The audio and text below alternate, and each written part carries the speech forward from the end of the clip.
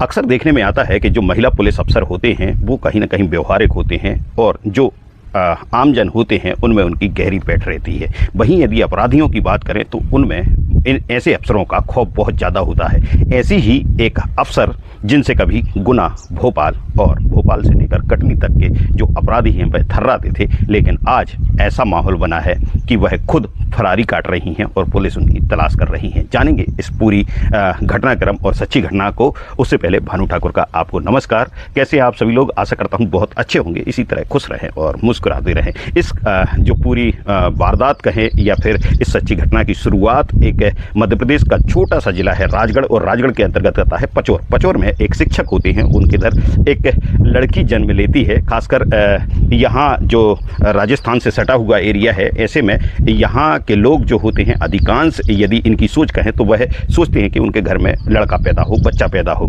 लेकिन 25 परिवार जो पचौर के अंदर रहता है वो बड़ी खुशी मनाता है कि उनके घर में लड़की हुई, और उसकी जो परवरिश होती है वह बिल्कुल ऐसी होती है कि कभी वह ये ना सोचे कि वह एक लड़की है।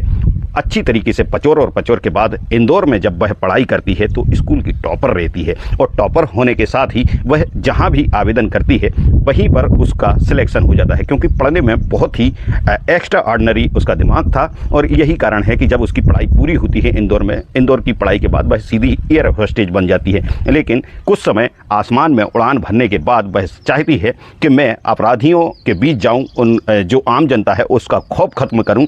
इस कारण से वह जो एयर होस्टेज की नौकरी है उसे छोड़कर MPPSC की परीक्षा देती है और पहली बार में ही वह सिलेक्ट हो जाती है। सिलेक्ट होने के साथ ही एक बात और है कि उसका जो रैंक है वह 20, जो जितने भी प्रतिभागी रहते हैं उसमें 20वां नंबर रहता है। इससे आप समझ सकते हैं कि उसकी काबिलियत कितनी होगी। यहाँ फर्स्ट पोस्टिंग गुना में होती है। गुना में जैसे ही वह अपनी नौकरी की शुरुआत करती हैं, यहाँ पर उन्हें DSP का चार्ज दिया जाता है, और चार्ज लेने के साथ ही वह कुछ ऐसे विवादों में आने लगती हैं कि उन पर रिश्वत लेने के आरोप लगने लगते हैं। मीडिया रिपोर्टों में भी इस तरह की जानकारी मिलती है। इसके बाद उन्हें गुना से हटाकर राजधानी भोपाल PHQ कर दिया जाता है। PHQ पहुंचने के बाद कुछ समय तक वह PHQ में रहती हैं, लेकिन जो खनन का एक मुख्य जिला है मध्य प्रदेश के अंतर्गत कटनी का जो क्षेत्र है वहाँ पर वह पहुँचती हैं, और यहाँ पहुँचने के बाद एक लंबी जो उनकी सर्विस होती है वह वहाँ पर बिताती हैं। और अपराधियों में उनका डर इतना ज़्यादा बड़ा रहता है कि लगातार उनके नाम से ही अपराधी थर्राते हैं।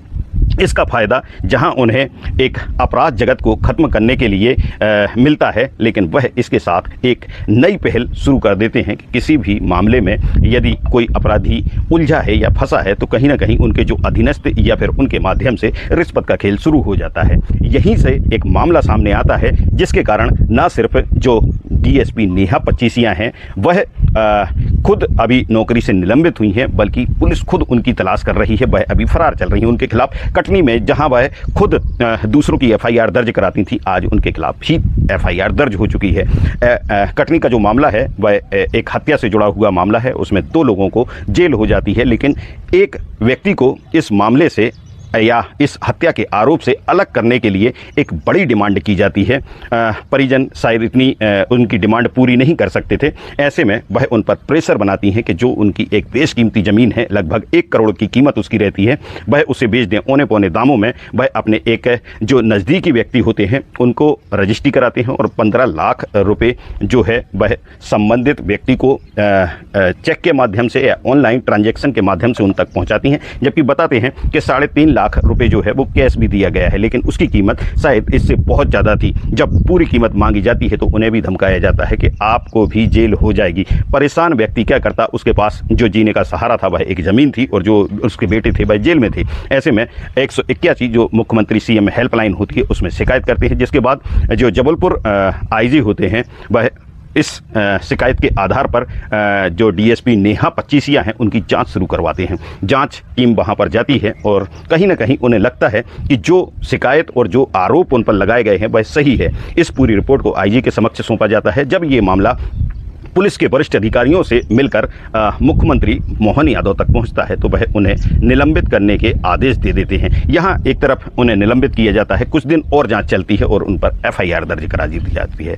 एफआईआर दर्ज होने के बाद ऐसा लगता है कि शायद उन्हें पीएचक्यू में अटैच किया जाएगा। ऐसा होता भी है कि निलंबन के बाद उन्हें पीएचक्यू बुला लिया जाता है, लेकिन एफआईआर दर्ज होने के बाद अब पुलिस उन्हें लगातार तलाश रही है। पुलिस उनके जो सरकारी क्वार्टर है वहाँ भी जाँच करने गई और अन्य जगह जहाँ भी उन्हें पता लग रहा है लोकेशन के आधार पर उन्हें तलाश कर रही है। सवाल ये उठता है कि कभी इस तरीके के मामलों में खुद नेहा 25 या जगह जगह जो अपराधी होते थे उनकी तलाश करती थी, लेकिन लालच एक ऐसा किसी भी इंसान के अंदर जुनून या फिर कहना चाहिए गलत जज्बा है जिसके कारण अच्छे से अच्छे पदों को गंवाना पड़ता है और एक जो अच्छी उसकी अहमियत होती है उसे भी कहीं ना कहीं खो दिया जाता है। यहाँ हम वापस बता दें कि नेहा 25 या जो डीएसपी हैं वह बचपन से ही बड़ी ही काबिल स्कूल की बात करें या कॉलेज की बात करें या फिर जो उनका खुद का पुलिस महकमा है उनका बड़ा ही नाम चला है और अपराधी निश्चित रूप से उनके नाम से कांपते भी थे और घबराते भी थे। लेकिन जो लालच कहते हैं ना कि उनके मन में आया और छोटी मोटी डील नहीं, यह डील लाखों की थी,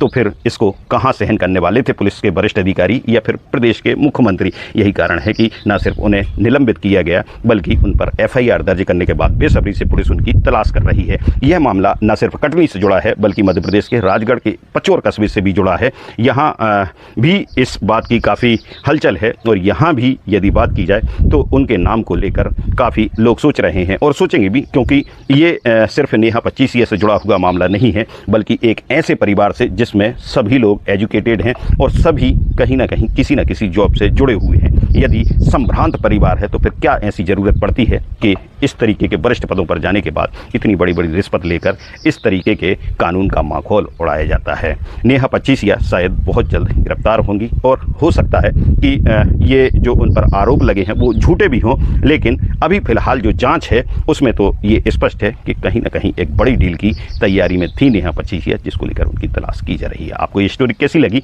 और यदि अच्छी लगी हो तो इस चैनल को लाइक और सब्सक्राइब जरूर करें। इनसाइट स्टोरी के लिए भानु ठाकुर।